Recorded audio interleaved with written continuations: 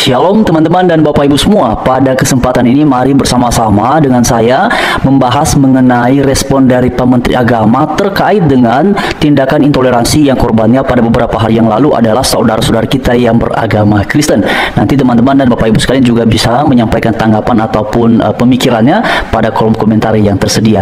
Nah, karena itu Bapak Ibu sekalian, teman-teman semua, sebagaimana yang ada di layar, ini adalah respon dari Pak Menteri Agama dan dinarasikan Menteri Agama ataupun Menak Republik Indonesia Nasaruddin Umar meminta agar insiden perusakan rumah ibadah di Padang, Sumatera Barat tidak dijadikan sebagai isu nasional. Ini yang pertama beliau minta dalam narasi sebagaimana yang ada di layar teman-teman dan Bapak Ibu sekalian. Menurut Nasaruddin, kasus tersebut bersifat kasuistik sehingga harus diselesaikan secara kasuistik pula. Nah, teman-teman mari lanjut ya. Di sini diuraikan lebih lagi. Ada 1-2 kejadian kemarin, tapi itu sangat kasuistik. Segala sesuatu yang kasuistik itu mari kita selesaikan secara kasuistik. Jangan dijadikan semacam isu nasional. Saya berharap ya teman-teman ini tulisannya kelihatan ya. Nah, saya secara pribadi teman-teman dan Bapak Ibu sekalian setuju bahwa apa yang terjadi pada beberapa hari yang lalu yang dialami oleh saudara-saudara kita yang beragama Kristen adalah sebuah kejadian, sebuah peristiwa intoleransi yang sifatnya adalah kasuistik, tetapi tidak berhenti pada kata sifatnya kasuistik. Mengapa?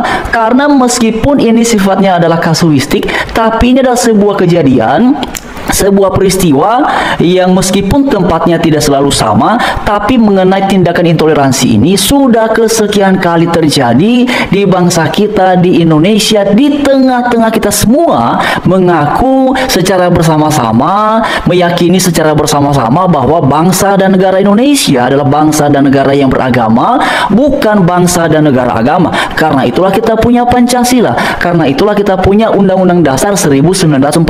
Bahkan karena itu juga lah kita memiliki semboyan Bhinneka Tunggal Ika.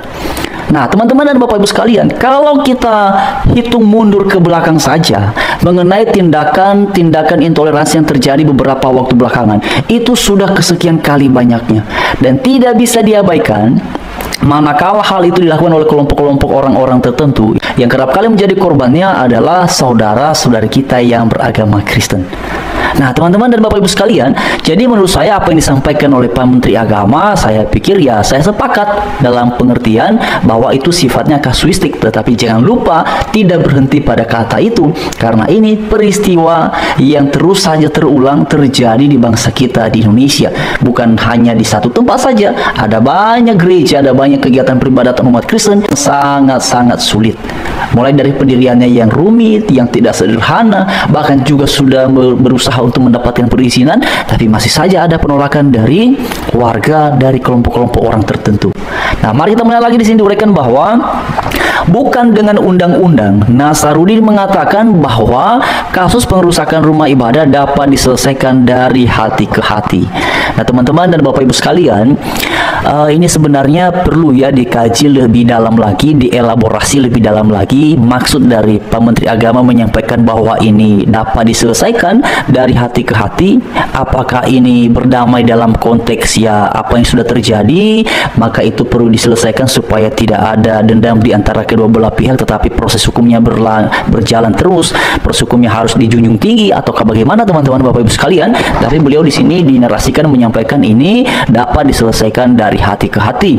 Persoalan kerukunan itu persoalan hati sebetulnya. Sebanyak apapun undang-undang, tapi kalau hati tidak berkomunikasi, tidak banyak artinya. Lalu kemudian karena itu Kementerian Agama memperkenalkan kurikulum cinta yang bukan hanya digunakan di sekolah-sekolah. Kurikulum ini direction untuk memperoleh sebuah perilaku yang baik, ya, not only in the specific dalam ruangan terbatas, tapi in our mind, katanya dalam pikiran kita. Nah, Bapak Ibu dan teman-teman sekalian, apakah menurut teman-teman semua Bapak Ibu kurikulum yang disebut di sini kurikulum cinta adalah jawaban atas hal-hal ini? Ya, saya belum tahu teman-teman, karena ini kan baru kemudian diprogramkan, mungkin baru disampaikan oleh beliau mengenai ada kurikulum cinta. Seperti apa kontennya kurikulum itu saya juga tidak tahu teman-teman, karena tidak ada penjabaran lebih lanjut. mengenai hal itu. Tetapi kalau kita bicara mengenai peristiwa yang terjadi pada beberapa hari yang lalu mengenai yang dialami oleh saudara-saudara kita yang beragama Kristen, ya, dan pelakunya itu sudah sangat jelas teman-teman, karena itu ada videonya, ada rekamannya, dan orang-orang yang melakukan tindakan, bahkan ada ya pemuda-pemuda yang membawa kayu lalu kemudian mengangkat kursi dan kemudian membuatnya menjadi rusak dan segala macamnya. Teman-teman, itu videonya sudah sangat ramai sekali ya.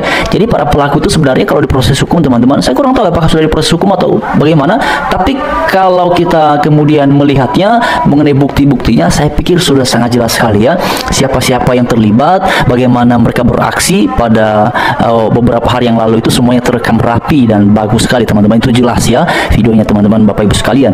Lalu kemudian mengenai kurikulum cinta, apakah itu menjadi solusi? Saya belum tahu teman-teman dan Bapak Ibu semua. Tetapi bagi saya secara pribadi, apa yang dialami dan dilakukan oleh beberapa orang pada satu atau lebih dari 1 minggu yang lalu itu, yang menjadi solusinya atas tindakan ataupun perbuatan itu, ataupun tindakan-tindakan intoleransi yang lainnya, adalah penerapan hukum yang tegas, keras, dan berkeadilan.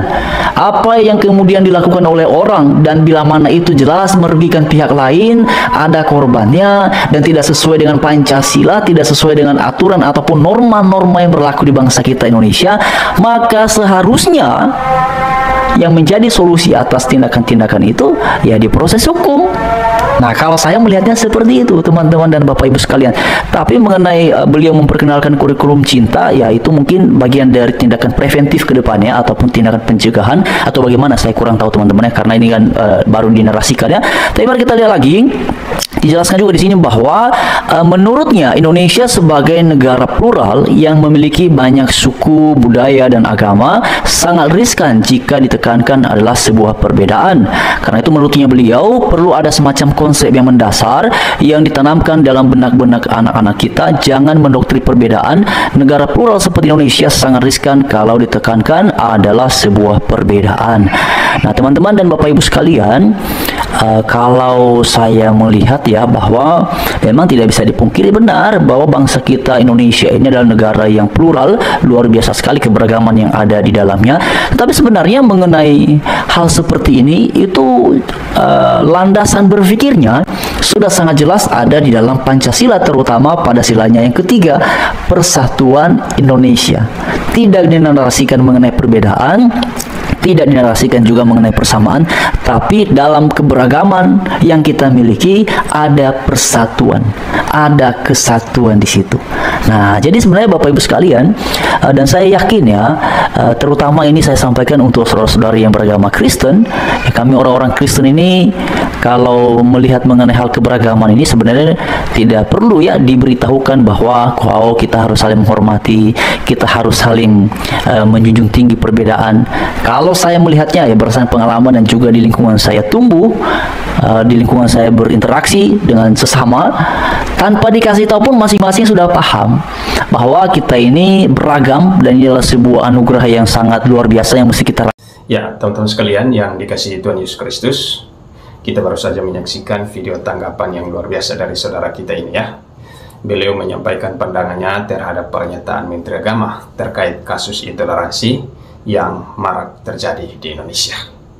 Menteri Agama berpendapat bahwa kasus-kasus intoleransi yang terjadi hanyalah kesalahpahaman semata, bukan penistaan agama, teman-teman.